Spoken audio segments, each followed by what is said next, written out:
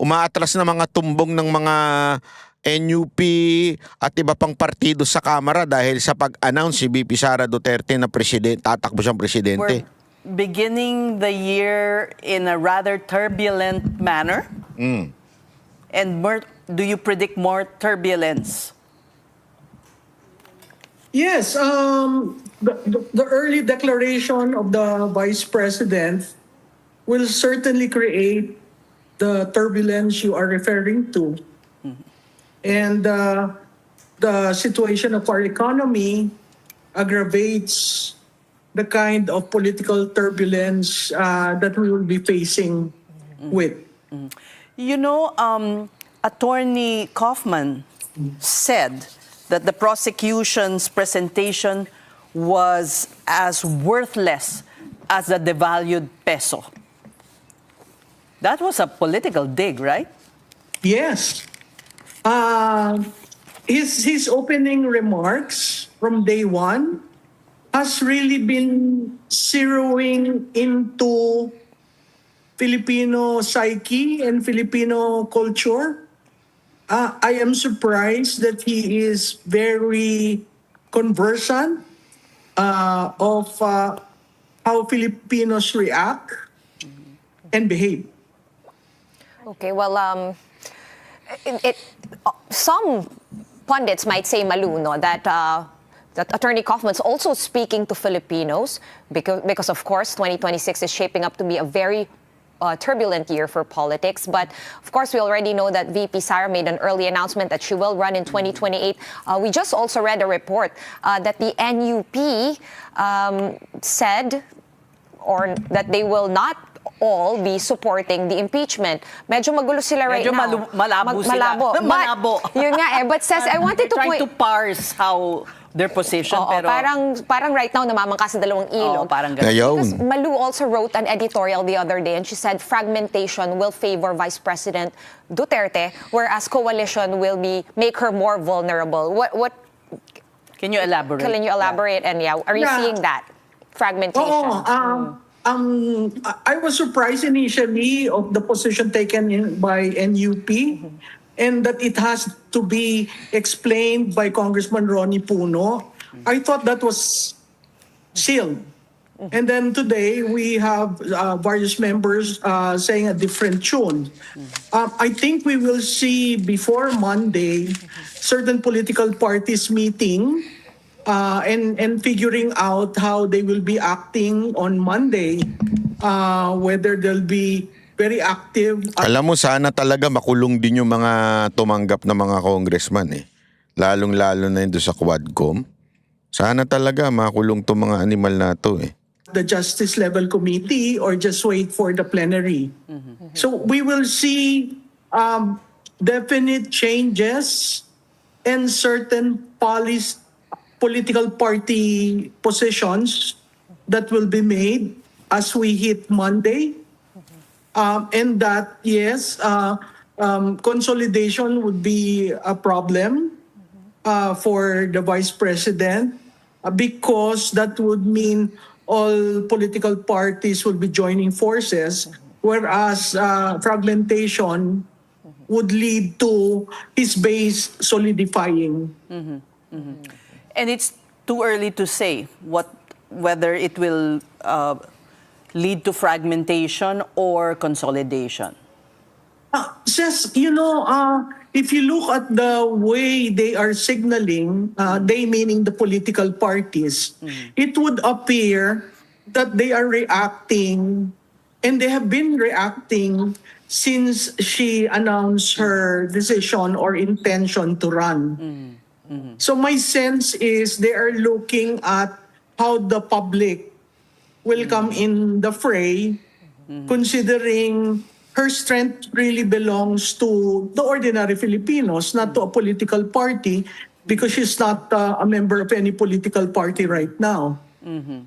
So the signaling would be both for the oligarch-backed political parties, as well as those who have terms that allows them to run for 2028.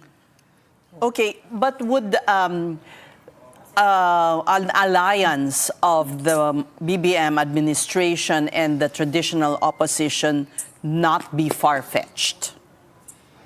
It's going to be very hard. As you very well know, when you talk of alliance, you need the rules of engagement. When you say the pink, the yellow, and the Makabayan will be joining forces with the Marcoses, the main trigger points there would be how would they be alliance partners.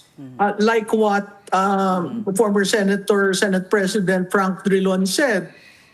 It all begins with how do we ensure that we are able to field a competitive candidate and that the alliance will hold. When you're talking about coalition, Grabe, no? Alam mo dito, pinapakita talaga eh. Huwag na nating ituloy ito dahil medyo English speaking si Ma'am Malu dito. Kailangan kasi ipaliwanag natin ito. Ano ba nangyayari? Alam mo, ganito yan eh. Sa politika kasi, etong sabi nga nila etong Congress, ang pinaka-political animal ang tawag nila dyan eh. Sila yung pinaka baliktaran. Naalala nyo nung panahon ni Pangulong Duterte, ininsulto pa nga ni Pangulong Duterte yan eh. Wala naman sumuporta sa akin dito eh. Ganun lang sinabi ni Pangulong Duterte. Tapos, lahat nagbaligtaran, lahat ng PDP. Ganun naman lagi. Yung iba nun bumabatikos kay Marcos. Ngayon lahat sip-sip kay Marcos kasi si Romualdez. Kasi honestly, etong bayan natin, hindi naman talaga bayan ito ng mga congressman na gusto magserbisyo sa bayan. Etong mga congressman na hinalal ninyo at hinalal natin, mga gusto lang naman magpayaman. Hindi naman talaga para magrepresenta ng mga kanilang distrito o di kaya naman ng kanilang sekta dahil sa party list o nasasakupan. Ito ay mga nagpapayaman lang at gusto lang namang kumita at magkapera at magka-prestige. Kasi the mere fact, para manalo kang congressman, you really have to spend so much money. So, eto, siguro mga 10% lang. Ako sa tingin ko, 10% lang dyan sa Congress ang para sa bayan. Yung talagang nandyan kasi gusto magsilbi. Baka nga walang 10%, baka 5% lang eh. Yung mga katarantaduhan, yung makabayan, hindi naman sila nandyan dahil gusto nila magsilbi sa bayan. Yun para magsilbi dun sa mga kasama nila sa bundok. Pag kumita sila, kasi mahina na nga ang pangingikil ng mga kasamahan nilang NPA, kaya dyan na lang sila kumukuha ng pera sa budget sa Kamara. Hindi kayo nagtataka? Ang bait-bait nila nung merong pang nandiyan pa si Romualdez. Pero nung nagkabukingan na sa korupsyon, bigla na silang lumayo. Kasi alam nilang wala na sila makakukuha eh. Ganyan yung mga hindot na yan. Ganyan yung mga yan. Hindi naman talaga tunay na makabayan yan eh. Ngayon tuloy, dahil nagdeklara na nga si VP Sara Duterte tatakbo, marami na dyan nangangatog. Kita nyo, hindi na sila pipirma ng impeachment, di ba? Hindi na sila gagalaw. Bakit? Dati, atat na atat kayo ah. Ngayon, sinasabi ninyo, hindi na kayo gagalaw. Oh. Kita ninyo? Although itong Makabayan Black, meron pa silang huling baraha. Ito, panoorin natin ito ah. Ihaharap ng mga endorser ng ilang impeachment complaint laban kay Vice President Sara Duterte ang mga bank record ng bise at affidavit ng nagpakilalang dati niyang aide. Kasunod yan ang hamon ng National Unity Party at ng House Justice Committee Chairperson na dapat may bagong ebidensya para umusad ang mga reklamo. Nakatutok si Tina Panganiban Perez. Kahit sinabi na ng Korte Suprema na pwedeng ihain muli ang impeachment complaint laban kay Vice President Sara Duterte kapag tapos na ang one-year ban, kinasahan ng mga ilang nag-endorso sa ilang mga reklamo ang hamon ng National Unity Party at ng House Justice Committee Chairperson na magpresenta ng bagong ebidensya. So this is not a case of whether the allegations are new or old. We're up to the challenge. Pero ipinagtataka nilang may ganito pang pagbagal. Gayong nadesisyonan na ng Kamara noong nakaraang taon na dapat ma-impeach ang bise. We went through this process before at alam naman natin na na-impeach na siya ng House of Representatives. Walang problema both sa issue ng sufficiency in form and substance. Grabe, hirap na hirap akong panoorin yun, ha? Nakatagilid ako para mapanood yun. Para nakaganon ako. Person na magpresenta ng bagong ebidensya. So this is not a case of whether the allegations are new or old. We're up to the challenge. Pero ipinagtataka nilang may ganito pang pagbagal. Gayong nadesisyonan na ng Kamara noong nakaraang taon na dapat ma-impeach ang bise. We went through this process before at alam naman natin na na-impeach na siya ng House of Representatives. Walang problema both sa issue ng sufficiency in form and substance. Kasama sa mga bagong ipipresenta ng mga nag-endorso ng impeachment complaints laban kay Vice President ay ang bank records ng bise at ang affidavit ng nagpakilalang dati niyang aide na si Ramil Madriaga. In particular, may mga bahagi doon na nakaugnay sa paggamit ng 125 million in 11 days noong December 2022.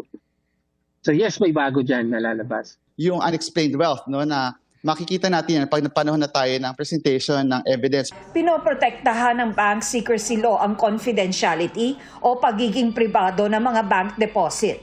Pero sabi ng isang vice chair ng House Committee on Justice, exempted dito ang impeachment. I know that that's one of the I think exceptions, no, on the bank secrecy law, on yung AMLAC din na pwedeng ma-explore yung kung may impeachment cases. Inabisuhan na ng Justice Committee ang mga miyembro nito sa pulong nila sa susunod na linggo. Para sa GMA Integrated News, Tina Panganiban Grabe. Perez, nakatutok. Nahirapan ako dun sa balita na yun, ha? Talagang kailangan kong gumilid para mas maunawaan pa talaga yung sinasabi nung ano bang tawag mo doon? Bayot ba tawag mo doon? Hindi ko alam kung anong tawag doon eh. Ewan ko kung anong tawag mo doon.